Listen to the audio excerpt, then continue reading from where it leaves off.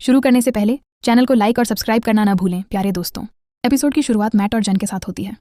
Mat उसके सामने खाना बना रहा है और उसे खाना बनाना सिखाने की कोशिश कर रहा है, जबकि जैन के लिए यह बिल्कुल नया है क्योंकि उसकी माँ और बहन हमेशा खाना बनाती थी और जैन सिर्फ खाना चखती थी। मैट उसे खाना बनाना सिखाना शुरू करता है और जब जैन उसकी आंखों में आंसू देखती है तो उसे लगता है कि ये खुशी के आंसू हैं, लेकिन मैट उसे बताता है कि ये प्याज की वजह से हैं और वह उस पर हंसता है। अचानक उसकी बिल्ली आती है और उसके पीछे पीछे जंगल में चलती हुई उसके पास पहुंच जाती है। जैन बैठकर आराम कर रही होती है कि अचानक कोई आता है और उसे उठा ले जाता है। यह सेलिन है जो उसे ले जाती है और चली जाती है। वे घने जंगल में चलते हैं और जैन को अभी भी नहीं पता कि वह उसे कहाँ ले जा रही है या उसकी क्या समस्या है, इसलिए वह उसे चुप रहने के लिए कहती है, कहीं कोई उसकी आवाज़ सुन ले और जैन डर जाती है। लेकिन जैन को लगता है कि वह अपना समय बर्बाद कर रही है और वह जाने ही वाली होती है। उसे कुछ बेहद अजीबोगरीब घटित होता नजर आता है और वह उसे बिल्ली के मालिक के बारे में बताता है। यह बिल्ली लुकास की कंपनी की थी और लुकास वही छात्र नेता था जिसकी मौत वायलेट और फ्रांसिस्को के हाथों हुई थी। सामंथा भी उन्हीं की तरह मारी गई और स्कूल अध्यक्ष भी, जिसकी हत्या कर दी गई थी, लेकिन उनके बारे में किसी को कुछ पता नहीं था। खूनी रात शुरू होने में बस कुछ ही मिनट बचे हैं और कल दोपहर जब वे मिलेंगे तो उसे सब कुछ पता चल जाएगा। वह जा रही है और यह लड़की वाकई अजीब है क्योंकि उसे बहुत कुछ पता है। वे उसे जाने देते हैं क्योंकि वे स्कूल में हो रही तैयारियों को देखना चाहते हैं जो बेहद आनंदमय और उत्सवपूर्ण लग रही हैं। वह उन्हें देखकर हैरान रह जाती है क्योंकि यह उस खूनी स्कूल से बिल्कुल अलग है जहां वह पढ़ती है। वह खुश होकर चली जाती है और उसे पता चलता है कि वे इसका सामना करने वाले हैं जिसे यह करना होगा। इससे वह अपना अधिकार खो देता है और वे उसे यह एहसास दिलाते हैं कि भले ही वह उनकी सचिव हो, उसे उसकी रक्षा करनी होगी और अब उसे इस बात की परवाह नहीं है कि उसके साथ क्या होता है। वह उसे यूं ही नहीं छोड़ सकता क्योंकि उसे उसकी ज़रूरत है। इससे कैट को एहसास होता है कि उसे बीते हुए पर ध्यान नहीं देना चाहिए और इसके बजाय रचनात्मक कार्य पर ध्यान केंद्रित करना चाहिए। इससे जैन स्वाभाविक रूप से खुश हो जाता है। जब वह शोर करती है तो वह किसी को देखे बिना भागने का फैसला करती है। वह बाथरूम में जाती है और इस बदलाव के बारे में सोचती और खुश होती है। वह उसकी रक्षा करना चाहता है और उसे छोड़ना नहीं चाहता। यह स्पष्ट है कि वह उसके प्रति आकर्षित होने लगी है और वह बहुत खुश है। वह खुद पर हंसने के लिए हैरान है और सोच रही है कि क्या वह सेलिन के प्रति आसक्त हो गई है। वह सेलिन के पास जाने का फैसला करती है क्योंकि उसे अपनी मुलाकात याद आ गई थी। वह पहुंचती है और जो कुछ हुआ उसके बारे में जानने की इच्छा व्यक्त करने लगती है। सेलिन पुष्टि करती है कि उसे वह फॉर्मूला याद है जिसका उसने जिक्र किया था और हर कोई उसके प्रति आसक्त है, यहाँ तक कि स्कूल में भी, और वे प्रिंसिपल का इंतजार कर रहे हैं। नुस्खा तैयार था, लेकिन जब प्रिंसिपल को उनकी योजना का पता चला तो उसने इसे रोक दिया और इसीलिए उन्होंने उसे मार डाला। इसके बाद वॉल्डेज वायलेट और फ्रांसिस्को के साथ गठबंधन करने चला गया। वे यह पता लगाने की कोशिश कर रहे थे कि नुस्खा पूरा करने के लिए आवश्यक लापता गुप्त सामग्री के बारे में किसे पता था। उन्हें शक था कि वॉल्डेज सत्ता चाहता है, लेकिन उसने इससे इनकार करते हुए कहा कि वह अपनी पत्नी को मारना चाहता है।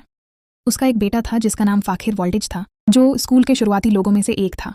इस बेटे को सामंथा से प्यार हो गया जो स्कूल में हिंसा को रोकना चाहती थी। उसने अपने पिता वॉल्डेज से बात की और हिंसा रुक गई, लेकिन यह ज्यादा देर तक नहीं चली। वायलेट और फ्रांसिस्को ने विश्वविद्यालय को बाहरी दुनिया से अलग कर दिया, उसे एक नरक जैसी संस्था में बदल दिया। सामंथा को पता चला कि कोई उनका पीछा कर रहा है और वह यह पता लगाने के लिए उसके पीछे भागी कि वह कौन है। उन्होंने जंगल में उसकी तलाश की और सामंथा चाहती थी कि वह खुद को प्रकट करे। ये देखकर सेलिन डर गई, जिसने उन्हें उसी जगह पहुंचते देखा। उसे डर था कि वह व्यक्ति क्या कहेगा, क्योंकि कोई हर समय उनका पीछा कर रहा है और वह चीख रही है। उसे नहीं पता कि वह कौन है और वह बहुत डरी हुई है।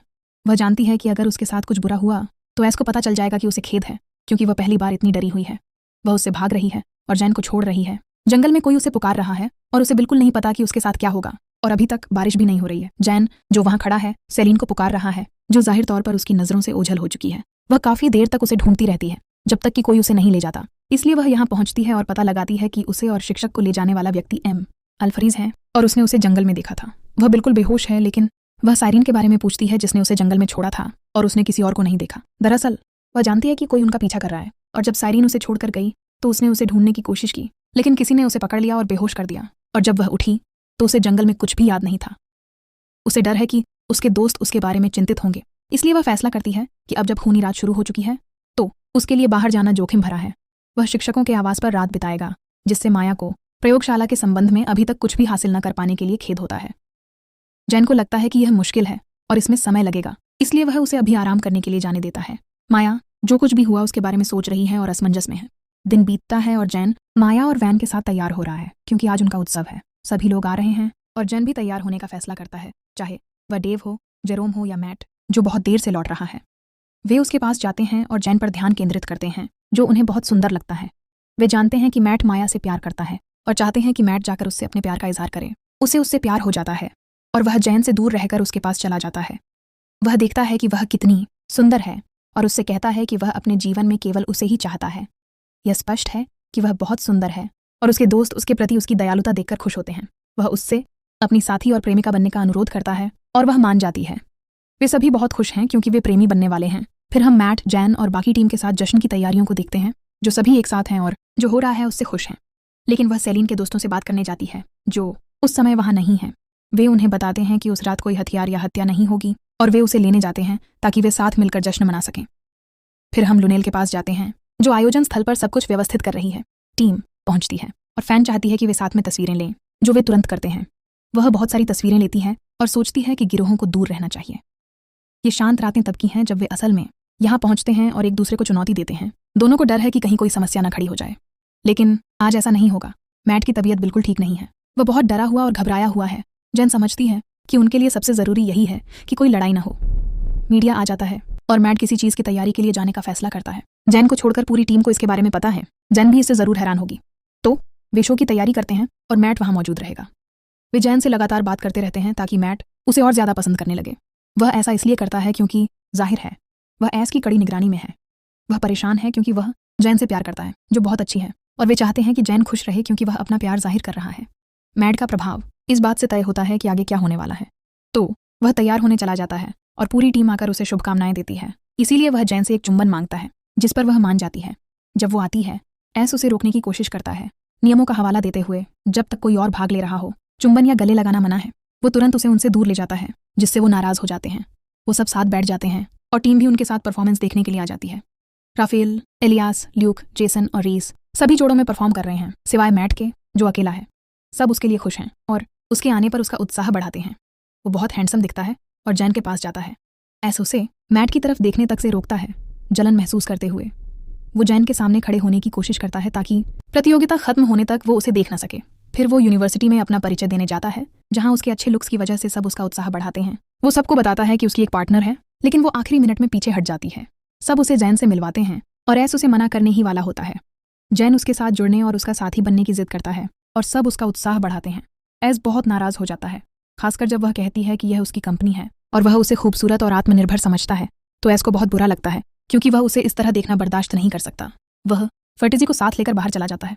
वह कपल्स के कंपटीशन के लिए वहाँ है, जिसके लिए यहाँ मौजूद हर कोई चीयर कर रहा है, और वह जैन को चिढ़ाने के लिए ऐसा कर रहा है। वह सबके सामने अपनी खूबसूरती का प्रदर्शन करने लगता है और ऐस जैन का पीछा करते हुए देखता है कि हर कोई उस पर फिदा है। लेकिन वह उसके सामने आकर खड़ा हो जाता है और उससे कहता है कि वह उसे जैसे चाहे देख सकती है, और वह देखती है।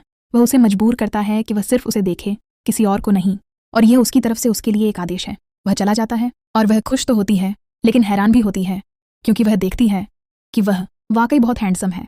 तो सभी नॉमिनेट होने के लिए बाहर जाते हैं और उन्होंने एक दूसरे के साथ डेट फिक्स कर ली है। अचानक ऐस मैट की जगह जैन के साथ बाहर चला जाता है और किसी को भी समझ नहीं आता कि क्या हो रहा है, खासकर जैन को।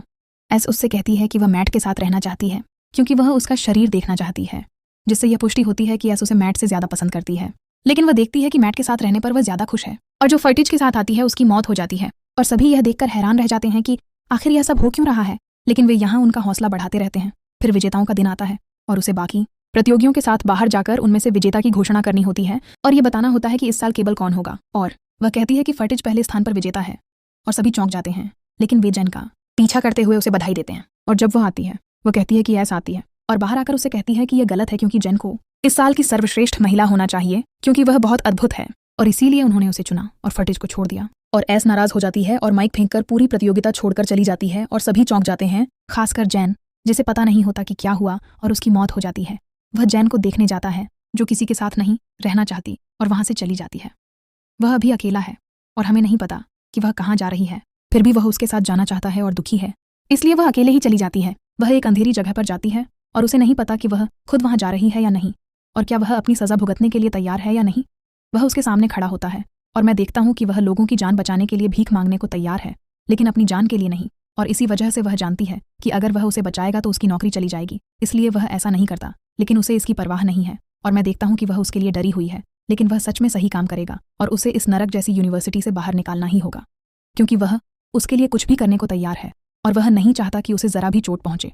और इसीलिए आप जानते हैं कि वह ऐसा नहीं चाहती, क्योंकि अगर वह उसे उसके दोस्तों और बाकी छात्रों के बिना ले जाता है तो वह उसे मार डालेगा, क्योंकि वह इस प्रशासन से संतुष्ट नहीं है, और वह उसे यह बताने जाता है कि वह किसी भी हालत में उसे सज़ा नहीं देगा जब तक कि वह उसके साथ न हो और वह उसकी रक्षा न करे और दुनिया उसे उसकी छोड़ देगी। और यदि वह उसके पास लौट जाती है तो बस वहीं उसका है। वह उसे चाहता है क्योंकि वह उससे सच्चा प्यार करता है और कुछ नहीं चाहता। वह उसके लिए सब कुछ है और हमेशा रहेगी क्योंकि उसके पास खोने के लिए कुछ नहीं बचा है। वह उसके करीब जाता है और उसे चूमने का फैसला करता है, लेकिन तभी एक चीख सुनकर वे दूसरे छात्रों के पास लौट जाते हैं। वहां पहुंचने वाले देखते हैं कि सलीम मर चुका है। ब्लैक ब्लड गैंग ने उसे मार डाला है। वह बेकाबू होकर रोती है। उसे विश्वास नहीं हो रहा कि क्या हुआ। वह शव को देखती है और ध्यान से देखती रहती है। ये भाग यहीं समाप्त होता है, इसलिए चैनल को लाइक, सब्सक्राइब और बेल आइकन को एक्टिवेट करना न भूलें ताकि आपको अगले भाग की सूचना मिल सके। अधिक जानकारी के लिए हमें फॉलो करें।